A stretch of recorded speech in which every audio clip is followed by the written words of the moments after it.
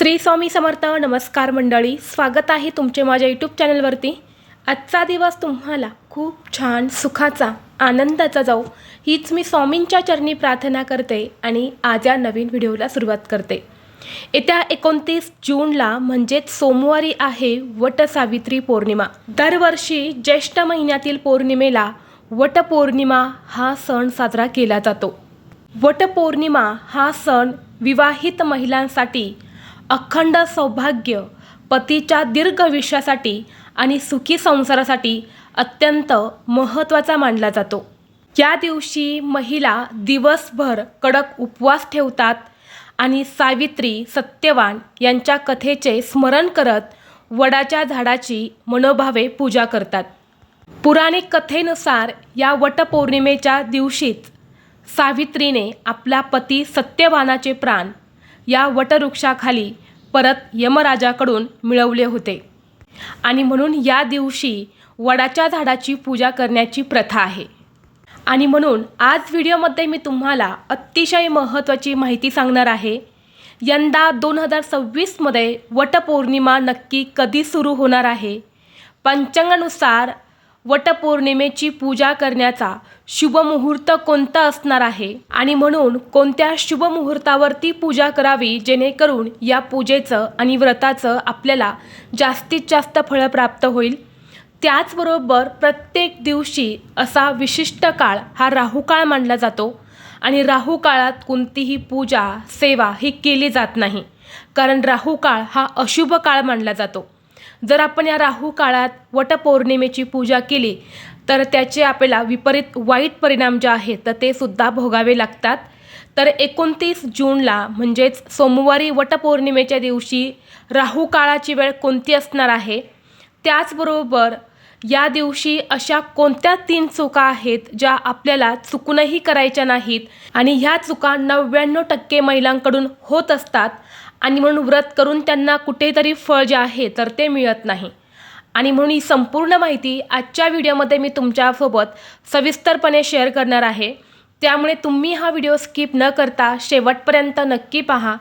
चॅनलवरती नवीन असाल तर सबस्क्राईब करा आणि असेच माहितीपूर्व नवनवीन व्हिडिओ पाहण्यासाठी बेल आयकॉनलाही प्रेस करा, म्हणजे जेव्हा कधी मी नवीन व्हिडिओ अपलोड करेल त्याचं नोटिफिकेशन सर्वात अगोदर तुम्हाला भेटेल आणि तुम्ही एक पण व्हिडिओ मिस करणार नाही. तसेच व्हिडिओला एक हाईप देखील द्या. तर पहा, आज या व्हिडिओमध्ये मी तुम्हाला खूप जास्त महत्त्वाची माहिती शेअर करणार आहे. वटपौर्णिमेचा उपवास करणाऱ्या प्रत्येक महिलेला या वटपौर्णिमा व्रताचे नियम जे आहे तर ते माहितीच असायला हवे, कारण या दिवशी प्रत्येक विवाहित स्त्री उपवास करत असते आणि मनोभावे वटवृक्षाची पूजा करत असते. आणि या व्रताचं, या पूजेचं आपल्याला संपूर्णपणे फळ मिळावं किंवा जास्तीत जास्त फळ प्राप्त व्हावं यासाठी आपल्याला काही महत्त्वाचे नियम जे आहेत तर ते पाळायचे असतात. कारण या दिवशी असे 3 शुभ मुहूर्त आहेत, त्या मुहूर्तावरतीच तुम्ही पूजा करण्याचा प्रयत्न करायचा आहे. आणि त्याचबरोबर शुभ मुहूर्तासोबतच 2 अशुभ मुहूर्तसुद्धा आहे, म्हणजे दिवसभरामध्ये अशी काही वेळ आहे ती अशुभ मानली जाते. तर त्यावेळेमध्ये आपल्याला चुकूनही वटवृक्षाची पूजा जी आहे तर ती करायची नाही. आता कोणता शुभ मुहूर्त आहेत, कोणता अशुभ मुहूर्त आहेत हे तुम्हाला मी पुढे व्हिडिओमध्ये सांगणारच आहे, परंतु त्या अगोदर आपण पाहूया की वटपौर्णिमा ही नक्की कधी सुरू होणार आहे आणि कधी समाप्त होणार आहे. तर बघा, पंचांगानुसार यंदा ज्येष्ठ पौर्णिमेची तिथी 29 जूनला पहाटे 3:07 सुरू होणार आहे आणि ती तिथी 30 जूनला पहाटे 5:27 समाप्त होणार आहे. त्यामुळे यावर्षी मुख्य वटपौर्णिमा व्रत 29 जून रोजी म्हणजेच सोमवारी केले जाणार आहे. आणि म्हणून या दिवशी सर्व महिलांनी सकाळी लवकर उठायचं आहे. उठल्यानंतर आपल्याला स्वच्छ स्नान करायचं आहे. आता या दिवशी केस धुवावे का, तर हो, या दिवशी तुम्ही केस अवश्य धुवू शकतात, कारण आपलं शरीर, मन, आत्मा हा शुद्ध आणि पवित्र असायला हवा, कारण हे व्रत सर्वश्रेष्ठ मानले जाते. म्हणून या दिवशी तुम्ही आवर्जून केस धुवायचे आहेत. जर हीच वटपौर्णिमा गुरुवारी आली असती तर गुरुवारी आपण कधीही केस धुवत नाही, म्हणून यंदा वटपौर्णिमा सोमवारी आहे, तर तुम्ही नक्कीच केस धुवू शकता. आता स्नान करताना तुम्हाला अंघोळीच्या पाण्यामध्ये बघा थोडंसं गंगाजल, थोडंसं तुमच्याकडे अत्तर असेल तर ते टाका किंवा गुलाबजलचे 2 थेंब टाका आणि 1 चमचाभर गाईचं कच्चं दूध तुम्हाला टाकायचं आहे. थोडीशी हळदसुद्धा टाकायची आहेत, कारण पौर्णिमा तिथी आहे. हळद टाकल्याने माता लक्ष्मीचा आशीर्वाद हा प्राप्त होतो. फक्त महिलांनीच नाही तर पुरुषांनीसुद्धा या वस्तू अंघोळीच्या पाण्यामध्ये टाकायच्या आहेत आणि या पाण्याने तुम्हाला स्नान करायचं आहे. स्नान करून झालं की जी काही तुमची नित्य कामं आहेत, जसे की देवपूजा असेल, पौर्णिमा आहे म्हणून उंबरठ्यावरती हळदीचं लेपन असेल किंवा जी काही तुमची नित्य कामं आहेत तर ती तुम्हाला आवरून घ्यायची आहेत, जेणेकरून पूजा करताना तुम्हाला घाई गडबड होणार नाही. कारण बऱ्याच वेळा काय होतं की आपण सकाळी घाईघाई उठतो, अंघोळ करतो, आवरतो आणि लगेच वटवृक्षाची पूजा करून घरी येतो आणि ही पूजा करत असताना आपली जी काही घरची कामं असतात ना ती आपल्या समोर दिसत असतात आणि आपलं पूजेमध्ये मनसुद्धा लागत नाही. हे व्रत जे आहे ना ते आपल्याला मनापासून आणि श्रद्धेने करायचं असतं, तरच त्याचं फळ जे आहे तर ते मिळत असतं. म्हणून तुमची कामं तुम्ही अगोदर आवरून घेतली तरीसुद्धा चालेल आणि यानंतर तुम्ही पूजेला गेले तरीही चालणार आहे, कारण पौर्णिमा तिथी ही संपूर्ण दिवसभर असणार आहे. या दिवशी शक्यतो पूजा करण्यासाठी तुम्ही हिरवा, लाल आणि पिवळा या 3 रंगाच्या साड्या तुमच्याकडे असतील तर यापैकी कुठल्याही एका रंगाची साडी नेसून तुम्ही पूजा करू शकता, कारण हे 3 रंग खूप जास्त शुभ मानले गेले आहे. तर पूजा करण्याच्या अगोदर तुम्हाला बघा संपूर्ण पूजेची तयारी जी आहे तर ती करून घ्यायची आहेत आणि यानंतरच पूजेला बसायचं आहे. आता पूजेमध्ये प्रामुख्याने कोणत्या वस्तू असायलाच हव्या तर बघा हळद, कुंकू, अक्षदा. अक्षदा घेताना अखंड तांदूळ घ्यायचे आहेत, तुटलेले फुटलेले तांदूळ घेऊ नका. फुलं, तसेच तेलाचा किंवा तुपाचा दिवा. त्याचबरोबर वडाच्या झाडाला गुंडाळण्यासाठी पांढरा सुती धागा किंवा पवित्र रक्षासूत्र. रक्षासूत्र असेल तर तेच घेण्याचा प्रयत्न करा. रक्षासूत्र म्हणजे तो धागा अतिशय पवित्र मानला जातो.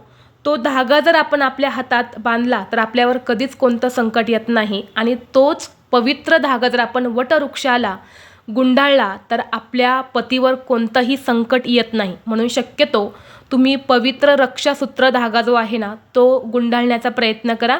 नाही जमलं तर पांढरा सुती धागा घ्यायचा आहे. त्याचबरोबर आपल्याला सावित्री देवीची ओटी भरण्यासाठी बांगड्या, हिरव्या बांगड्या घ्या. त्यासोबतच मंगळसूत्र आणि सौभाग्याचे इतर अलंकार, जे काही अलंकार आहे तुम्हाला घेणं शक्य होईल ते तुम्ही घेऊ शकता. अगदी सगळेच घेतले पाहिजे असं काही नाही, तुम्ही अगदी मंगळसूत्रसुद्धा घेऊ शकता. यासोबतच आपल्याला विड्याची पानं लागणार आहेत. पाण्याने भरलेला तांब्याचा कलश घ्यायचा आहे. आंबेसुद्धा लागणार आहे आणि इतर 5 प्रकारची फळं. 5 प्रकारची फळं घेतली तरी चालेल किंवा 5 आंबेसुद्धा तुम्ही घेऊ शकतात. 1 आंबा आपल्याला वटवृक्षाची पूजा करताना त्यावरती तुम्हाला बघा रक्षासूत्राचा धागा गुंडाळून तो आंबा आपल्याला वटवृक्षाला अर्पण करायचा आहे आणि 5 आंबे आपण जे दुसरे घेणार आहे तर ते आपल्याला 5 सुवासिनींची ओटी भरताना थोडेसे गहू आणि तांदूळ जे आहेत ना ते ओटीमध्ये तुम्हाला द्यायचे आहेत आणि 5 सुवासिनींना हळदी कुंकू लावून तुम्हाला ओटी भरायची आहे. तर एवढ्याच ज्या वस्तू आहे ना त्या आपल्याला वटपौर्णिमेची पूजा करण्यासाठी लागत असतात. या व्यतिरिक्त तुम्ही कोणत्याही वस्तू नाही घेतल्या तरीही चालेल, पण या वस्तू तुम्हाला प्रामुख्याने घ्यायच्याच आहे आणि तुमची इच्छा असेल तर तुम्ही इतर काही वस्तू असतात त्यासुद्धा घेऊ शकतात. आता आपण पाहूया की या दिवशी वटपौर्णिमेची पूजा करण्यासाठी शुभ मुहूर्त कोणता असणार आहे.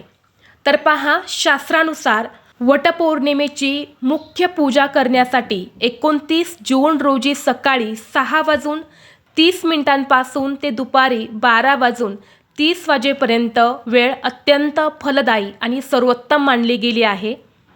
म्हणून सकाळी म्हणजेच दुपारी 12:30 वाजण्याच्या आत तुम्ही पूजा करण्याचा जास्तीत जास्त प्रयत्न करा.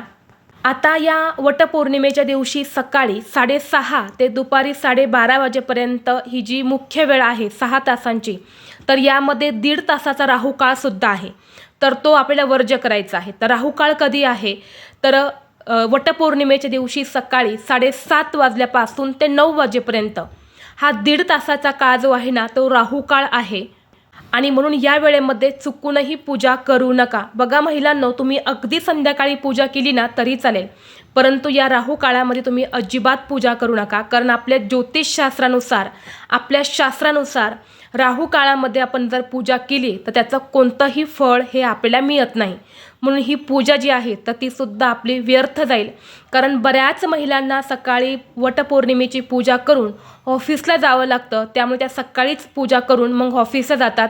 परंतु यंदा वटपौर्णिमेला सकाळच्या वेळेमध्येच राहू काळ आला आहे, त्यामुळे तो राहू काळ वर्ज्य करायचा आहे. शास्त्रानुसार हा राहू काळ एक छायाग्रह असून तो राहू आणि केतूच्या नकारात्मक प्रभावाचे प्रतिनिधित्व करतो. राहू काळात विश्वातील नकारात्मक लहरी या खूप जास्त प्रमाणात तीव्र असतात आणि ज्यामुळे या काळात सुरू केलेले कोणतेही शुभ कार्य, पूजा किंवा धार्मिक विधी हे कधीच यशस्वी होत नाही. या उलट त्यामध्ये विघ्न येण्याची आणि त्याचे फळ न मिळण्याची जास्त दाट शक्यता असते. आणि म्हणून जर आपण या राहू काळामध्ये माहीत असूनही जर पूजा केली तर आपल्या मनामध्ये विनाकारण संशय येतात, भीती असते. त्यामुळे तुम्ही हा 1.5 तासाचा काळ वर्ज्य करायचा आहे. त्याचबरोबर पारंपरिक समजुतीनुसार आणि धार्मिक मान्यतेनुसार 29 जूनला सोमवारी वटपौर्णिमेच्या दिवशी 12:30 ते 2:30 या 2 तासाच्या कालावधीमध्ये सुद्धा वडाच्या झाडाची पूजा करणे अशुभ मानले गेले आहे आणि त्यामुळे महिलांनी या दुपारच्या वेळेमध्ये पूजेचे विधी करणे आवर्जून टाळावे असा उल्लेख आपल्या शास्त्रामध्ये केला गेला आहे. त्यामुळे बघा, दरवर्षी 12:30 ते 2:30 हे जे 2 तास आहे ना, या 2 तासामध्ये वटवृक्षाची पूजा ही कधीच करू नये असं सांगितलं जातं. म्हणून सकाळी 7:30 ते 9 वाजेपर्यंत तो 1.5 तास आणि दुपारी 12:30 ते 2:30 वाजेपर्यंत हे 2 तास असे दिवसभरातले 3.5 तास सोडून तुम्ही दिवसभरामध्ये कधीही पूजा करू शकता. आता पूजेचा सर्वोत्तम काळ तुम्हाला सांगितल्याप्रमाणे सकाळी 8:55 ते 10:40 अमृत चौघडिया काळ आहे. तर या काळामध्ये तुम्ही पूजा करू शकता राहू काळ सोडून. यानंतर अभिजित मुहूर्तसुद्धा सकाळी 11:25 सुरू होणार आहे आणि दुपारी 12:20 असणार आहे. तर या अभिजित मुहूर्तावरती सुद्धा तुम्ही पूजा करू शकता. तर हे 3 शुभमुहूर्त आहेत आणि शुभमुहूर्तावरती आपण कोणतीही पूजा किंवा सेवा केली ना ती सफल होते, त्याचं आपल्याला खूप जास्त पटीने फळ मिळतं. म्हणून कोणतीही गोष्ट ही शुभमुहूर्तावरती केली जाते, शुभकार्यसुद्धा शुभमुहूर्तावरतीच केलं जातं आणि म्हणून तुम्हाला शक्य असेल तर या मुहूर्तावरती पूजा करा. नाही जमलं तर दिवसभरामध्ये कधीही करू शकता.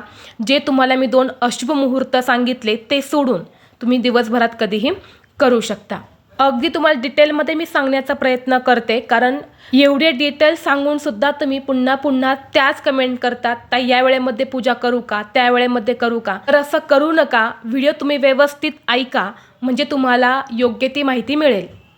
आता बऱ्याच महिला या दिवशी एक खूप मोठी चूक करतात की या दिवशी वटवृक्षाचं झाड आजूबाजूला नसतं किंवा कुठेतरी लांब असतं आणि अशा वेळी या दिवशी त्या झाडाची फांदी तोडून घरी आणतात, ती कुंडीमध्ये लावतात आणि तिची पूजा करतात.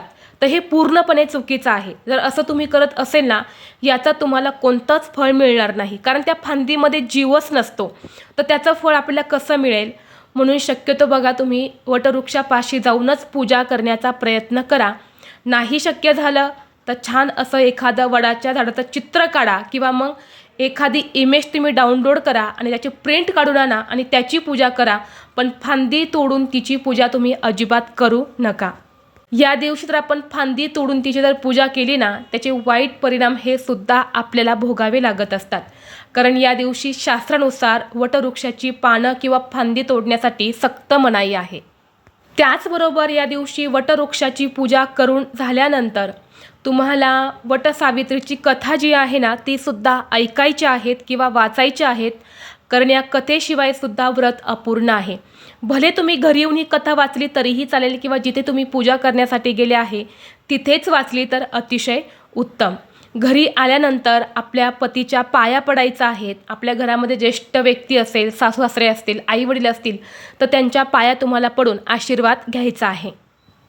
त्याचबरोबर वटपौर्णिमेच्या दिवशी तुम्हाला बघा, वटपौर्णिमेची पूजा करून आल्यानंतर आपल्या पतीचं औक्षण करायला अजिबात चुकायचं नाही. आपल्या पतीला छान असं ववाळायचं आहे. ववाळताना तुपाचा दिवा लावू नका, तेलाचा दिवा लावा. ही एक महत्त्वाचा नियम तुम्हाला पाळायचा आहे. पतीच्या पाया पडायचा आहे आणि जो रक्षासूत्राचा धागा असतो ना, तो आपल्या पतीच्या हातामध्ये बांधायचा आहे. हा उपाय प्रत्येक महिलेने करायचाच आहे.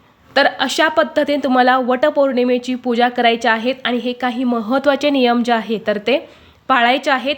सुतक असेल तर तुम्ही कोणतीच पूजा करू नका, फक्त व्रत करायचं आहे. आणि दिवसभरामध्ये ओम नमः शिवाय किंवा ओम नमो भगवते वासुदेवाय नमः या मंत्राचा जास्तीत जास्त जप करा, तरीही व्रताचं फळ तुम्हाला मिळेल. आणि मासिक धर्म असेल तेव्हासुद्धा आपण फक्त व्रत करणार आहे, पूजा करणार नाही. तर ही अत्यंत महत्त्वाची माहिती मला तुमच्यापर्यंत शेअर करायची होती. व्हिडिओ तुम्हाला आवडला तर लाईक करा, चॅनलवरती नवीन असाल तर सबस्क्राईब करा आणि हा व्हिडिओ आपल्या मित्रपरिवारासोबत जास्तीत जास्त शेअर करा. चला तर मग भेटू असंच पुढल्या एका नवीन व्हिडिओमध्ये. तोपर्यंत सर्वांना श्री स्वामी समर्थ.